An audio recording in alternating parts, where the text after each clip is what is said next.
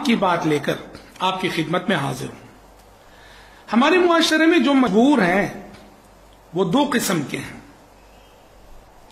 मजबूरों का पहला तबका वो गरीब, वो नादार, वो मोहताज, वो मिस्कीन जो अपनी जरूरत का इजहार करते हैं, हमारे सामने अपनी तकलीफों को बयान कर देते हैं, हमारे सामने हाथ फैला देते हैं, हमसे मांगते हैं और अल्लाह इनकी जरूरतें अपने बाज हमदर्द बंदों के जरिए से पूरी भी कर भी देता है।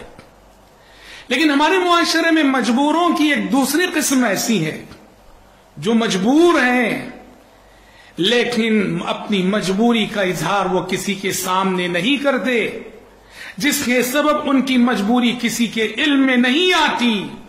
नतीजे में वो बेयारो मददगार ऐसे ही मुआशरे में पड़े रहते हैं।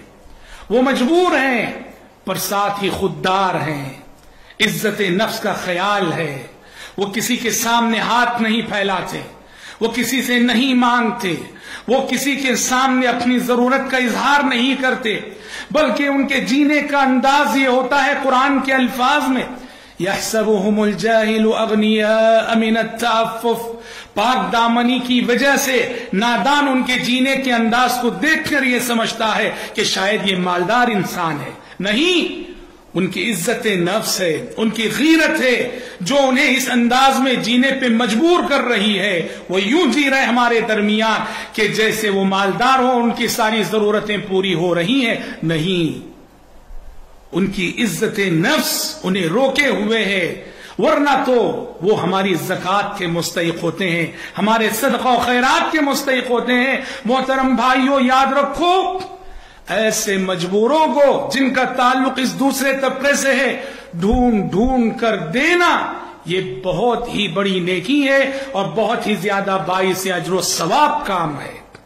गरीब तो आपके घर पे आ जाता है, लेकिन ये जो दूसरी किस्म का मजबूर है उसके घर पे आपको जाना पड़ेगा। गरीब आकर आपसे पूछ लेता है, पर ये दूसरी किस्म का जो मजबूर है वो हमसे पूछता नहीं, बल्कि हमें खुद आगे बढ़कर उससे पूछना पड़ेगा।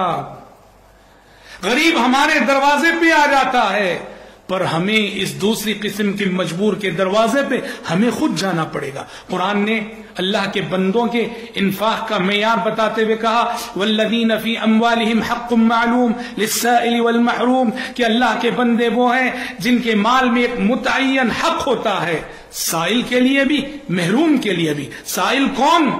जो आपके दरवाजे पे आके आपसे मांग लेता है, और महरूम कौन?